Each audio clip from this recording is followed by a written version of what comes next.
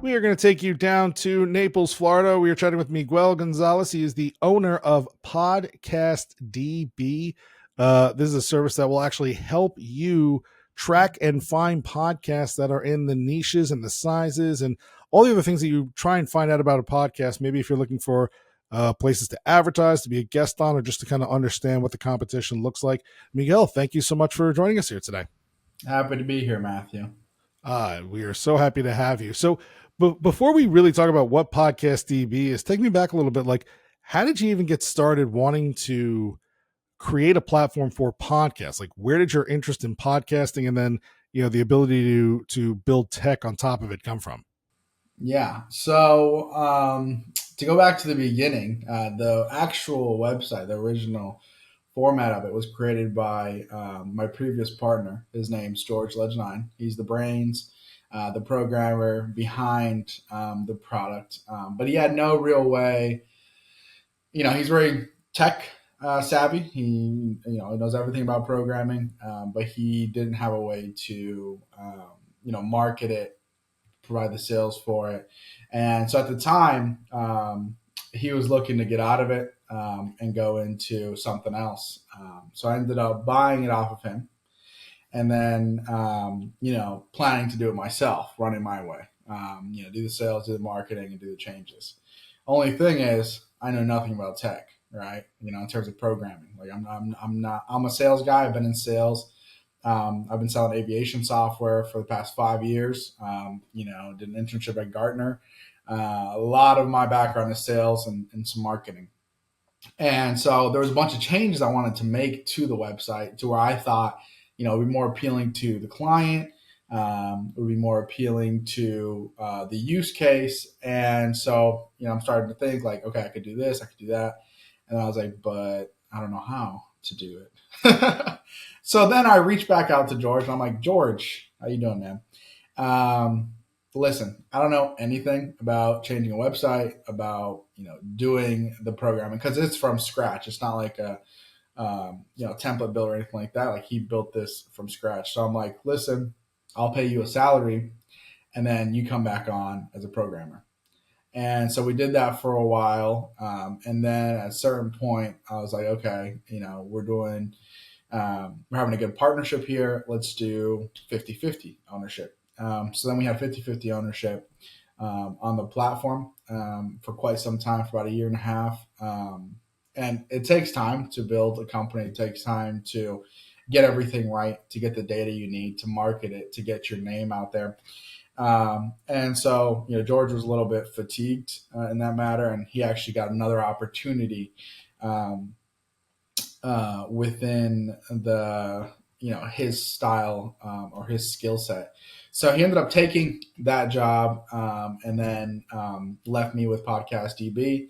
And for 3-4 months, again, it was back to that challenge, that struggle of, how do I make the changes that I want to make? And how do I, maintain it? And then I finally found the right team to help me with that. So I brought them on board. And here we are today, making all the changes, running it myself, doing the marketing, the sales. And then I have my team in the background implementing any changes and maintaining the site. All right. So for those listening, tell us a little bit more. Why should we be looking at PodcastDB? What is this resource? What's the best way to use it? Give us the elevator pitch of why PodcastDB should be in our tool case. Okay. So the first reason is hosting, right? Being able to host your podcast on PodcastDB. It's a very new feature that we've released just, maybe a couple months ago. But every new user that comes on to PodcastDB for hosting actually enhances the experience for the next new user. Because we'll take the feedback, we'll take the experience that these current users are having, and we make changes right away, right? The difference between us and any other company is that we're a small team, right? So you can message me directly, I'll message you back directly, and we'll get any issue you have, resolved within 48 hours. We're on the ball, and we're going to take care of you. Like you're not just another client, with PodcastDB. You are the client I'm watching, right? So every client that comes to the door, I personally can connect with I'll personally reach out. What's your feedback? Where can we do better? What have we done good so far? So on and so forth. That's the hosting side, but we also provide outreach. And outreach basically is a database of all of the podcasts that we have. I think it's like 3.4 million now, where you can download data for their emails, podcasters' emails, social sites, YouTube channels. Where is it pulling? So, like, I know the emails are accessible within the RSS feed, but where are you pulling all that other information from? Also from the RSS feed. Also from the RSS feed. Really? Yeah. So the more information that you as a podcaster add to your RSS feed, the more information people are going to be able to get to follow you, reach out to you, try to advertise with you, right? So it's all embedded in that, and so we capture that, put it into an organized and readable format, and then we provide it to you, right? And it's a large database, so we always have things running in the background, updating things on a rolling basis. But yeah, you'll find everything you need within PodcastDB to reach out to hosts, get new guests, advertise, etc. Maybe it's a podcasting 2.0 thing, but I didn't know social feeds were one of the fields available inside of RSS. I mean, I know lots of platforms, they include it for landing pages purposes or profile pages purposes, but I didn't realize that that was inside the RSS feed itself. Do you know how many of the other hosting platforms are actually using that feature right now? I do not. I do not. We haven't done any market data, and to be honest, I have been running PodcastDB sort of on the side for the past 2.5 years. So I haven't given it the time it needs to really analyze competition, to go into market research, stuff like that. Just recently, about 3 months ago, I've taken it on sort of 30, 40 hours a week now, where I'm really diving in. We have a bunch of new changes coming as well. But no, I haven't done any market research like that on my end. Okay. So, all right. So again, I'm an outsider. I'm downloading all this information. Maybe I'm thinking about going and sponsoring a podcast about golf. And so I go to the platform. I say, golf is my interest, and I'm looking for shows of this size and this nature. How do we know that what we're getting from PodcastDB is in fact what these shows are all about?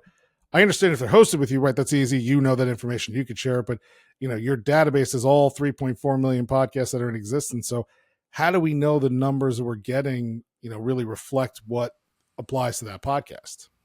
Right. So the listener numbers are a little bit off because we're not getting YouTube, we're not getting Amazon Podcasts, and we're not getting Spotify. We are getting Spotify soon. We're going to be getting that within the next couple of weeks, but we don't have it now. So currently, what we get is from iTunes. So what you're listening and your downloads are from iTunes. But how do you get my Apple numbers without me giving you that permission? That's proprietary. Okay. Yeah. Understand, I'm not trying to challenge the proprietary nature of what you're doing, but I've been in the space for a long time. I've had plenty of podcasts. I work for a hosting company. That data isn't publicly available. There's no API that will let you access other people's download numbers. Right.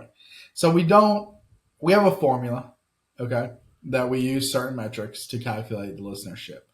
Now, when we went to Podcast Evolution, now I'm not saying that 100 people is a statistical significance at all, but we interviewed virtually, we interviewed virtually everyone at the booth.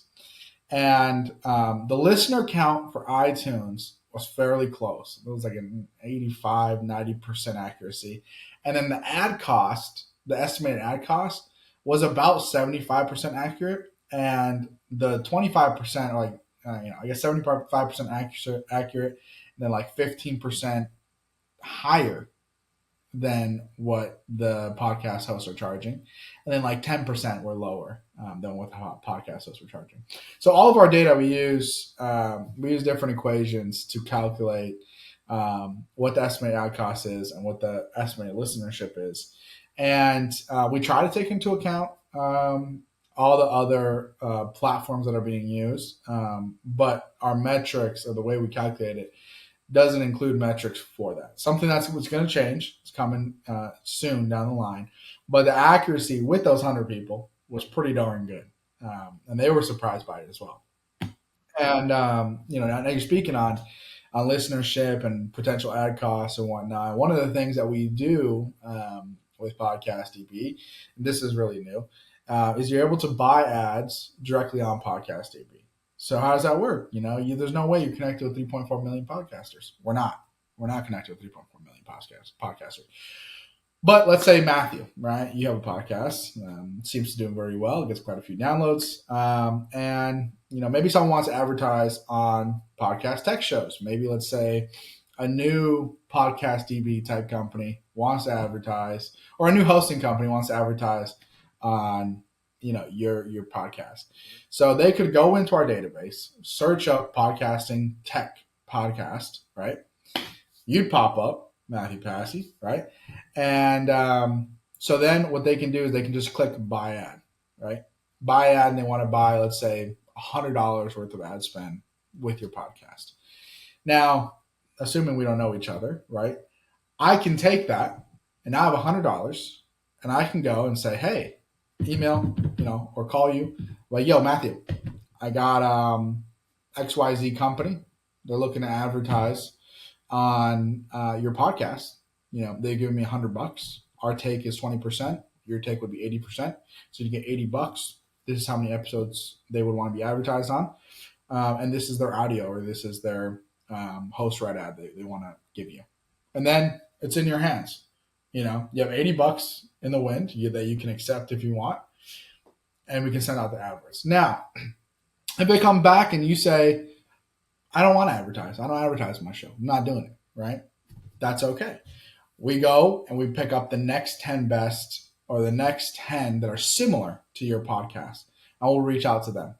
Reach out to them. If we get a couple yeses back, we'll reach back out to the client and be like, hey, Mathew Passy with Podcasting Tech did not want to advertise, but we have 10 shows that are very similar to his. They, were combined, they could make up his listenership, and we could spread out your budget accordingly. Would you be interested in that? If they say yes, we go back, book the advertisements, and get it done. So that's another feature within PodcastDB that we haven't promoted it really at all. We need to change quite a few things for our marketing and landing pages. But a lot of changes are coming to PodcastDB that are going to be very beneficial for both podcasters, guests, and public relations and advertising agencies. So who is really your ideal customer then in this situation? I mean, obviously you want podcasters to be hosting on the platform because that does give you direct access to exact analytics and possibly connections to Apple and Spotify and their social, all the things that you want to be able to do are a lot easier if the podcasters are on your platform. But going from one platform to another, there can be moats that would prevent that ease of transfer. So outside of potential new hosting clients, who really is going to benefit most from having an account with PodcastDB and taking advantage of the current and the future features that you are talking about?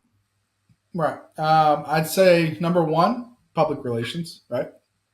They grab it. They can reach out to you guys, advertise, communications, promoting you guys' podcast. When I say you guys, I mean podcasters.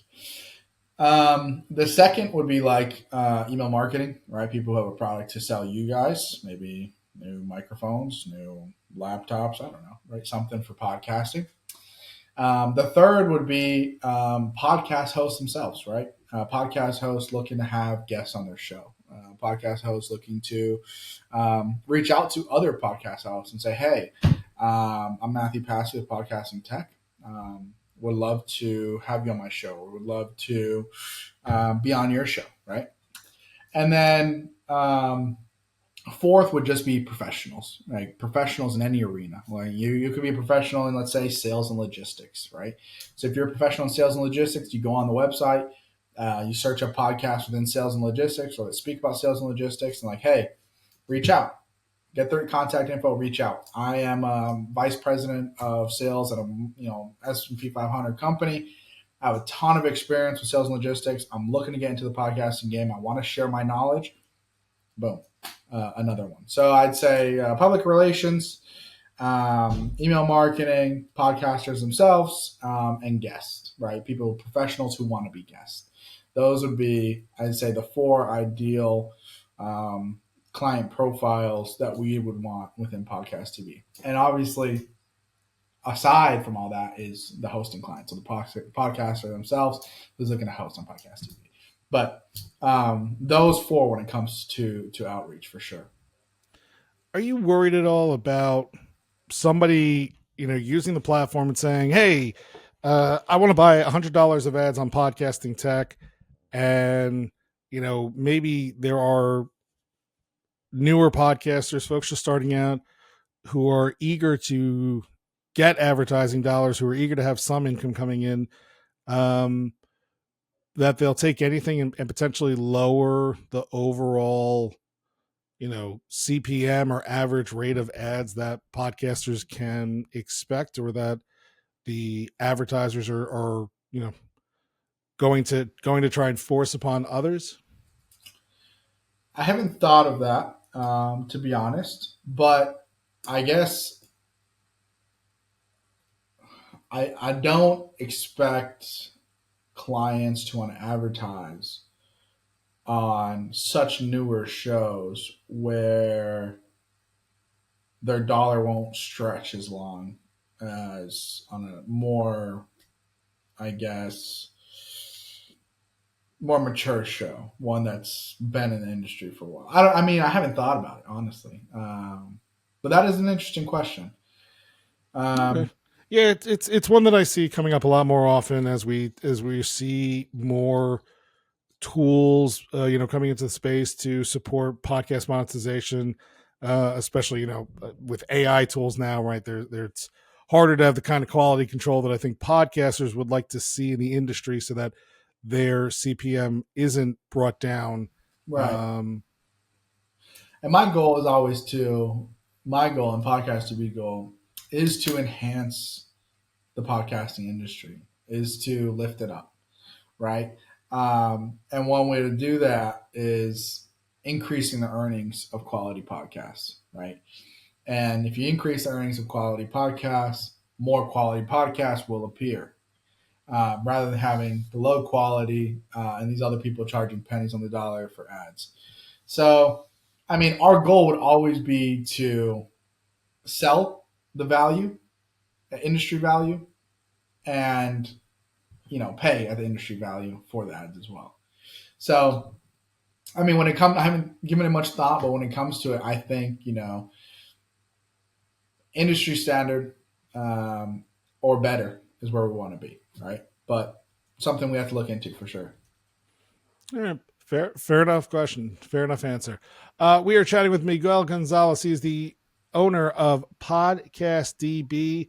They have hosting services as well as a large database of all the podcasts that you can find out there, including some very interesting metrics and analysis of the podcasting ecosphere. Hopefully, so that it'll allow you to find the right podcast for whatever your needs are, whether you're maybe trying to find more podcasts to be a guest on, or you are actually looking to advertise and support podcasts with monetization.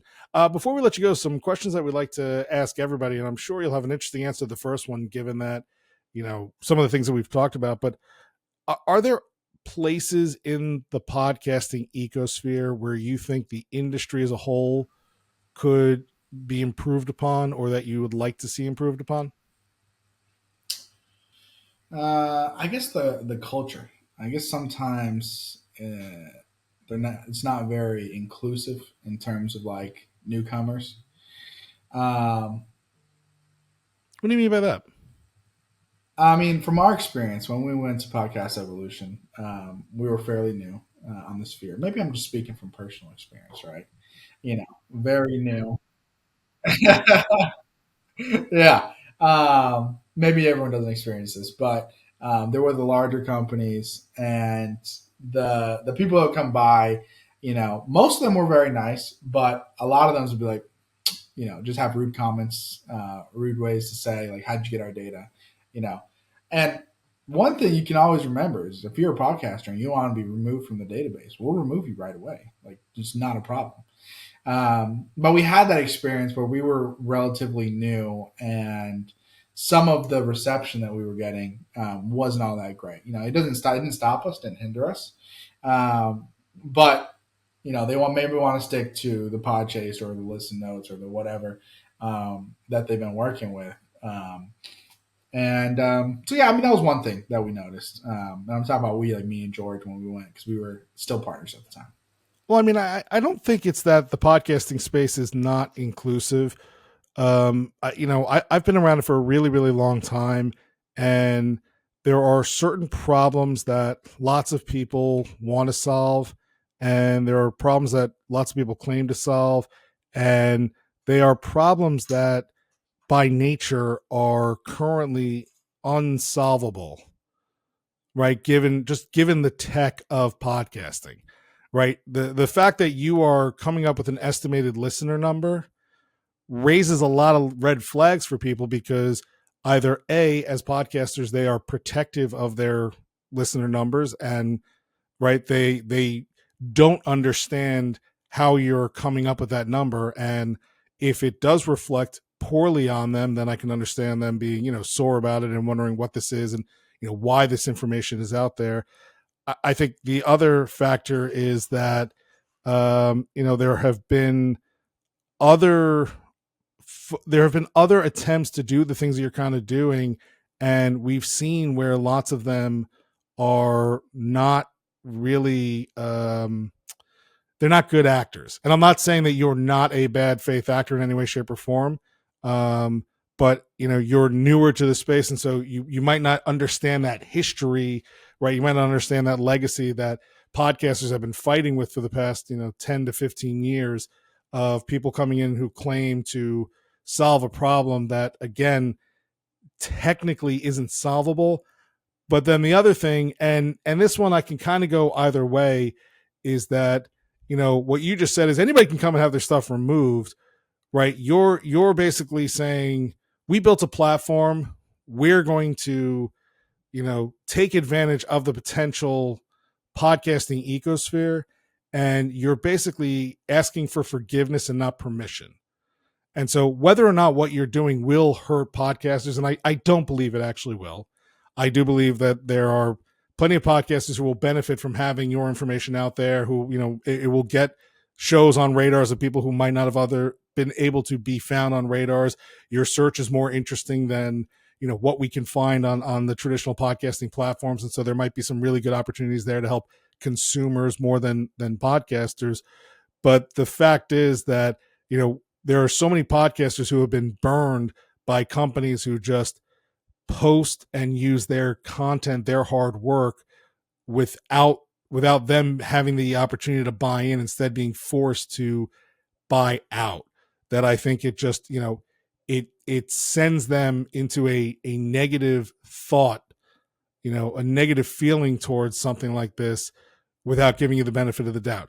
Not that that's fair either, but history has sort of forced them and bred them into this kind of feeling because of so many bad actors that have been in the space before now. Does that all make sense?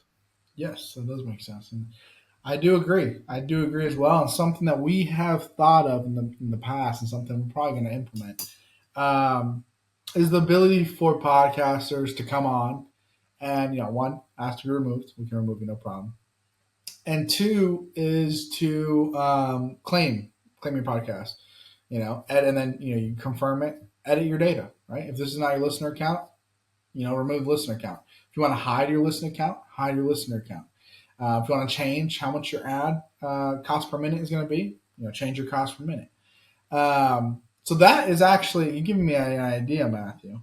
Very interesting, actually. Oh, good. I love when that happens. That happens to me all the time. I'll be talking to someone, they'll tell me about a problem, and then I'll be like, oh, maybe I could solve it that way. So hopefully, we are strengthening PodcastDB.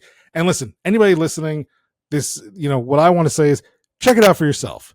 don't let other people's, past experiences or preconceived notions determine how you feel about a platform like this. Check it out for yourself, see what the information is, see if it does, if there is a chance that it's hurting you, reach out and ask them to fix it. But there is some very interesting things that this platform is doing that I think podcasters should be kind of looking at first before jumping to conclusions. Yeah, and if you have any questions at all, support at podcastdb.io. I'll see that first thing and get back to you within 24 hours. So, like, if you have any issues, any problems, just email us. We aim to solve it as soon as possible, right? So, anything, any disgruntled, anything we can help you with, reach out to us. And we'll make sure we put that email as well in the show notes so you can easily find it. Thank you. All right. So next question that we always ask everybody, you're not a podcaster per se, you're working in the podcasting space right now, but I'm curious, is there like any podcasting or content tech on your wish list, right? Like a device you want to buy or something you want to see built that isn't out there yet that you're trying to get your hands on? I would like a microphone. I just gave mine. I just gave mine to my brother for his graduation, and I would like one again. I'm like, of course, I just gave it away, and now I gotta. I'm gonna be on a podcast. I should have kept it. If anybody is looking, we always have ATR 2100 links, and Miguel could use one, so send him a good one. And then because you are doing this, platform, you're working with some podcasters as advertising, you're hosting some podcasts. But I'm curious, personally, are there one or two podcasts on your listening list that you just will always stop and listen to? Like they are must listen to shows in your podcasting, I want to say diet, but that just doesn't feel like the right word right now. But yeah, in your media diet. My media diet. Yeah, I mean, I'm a big on investing.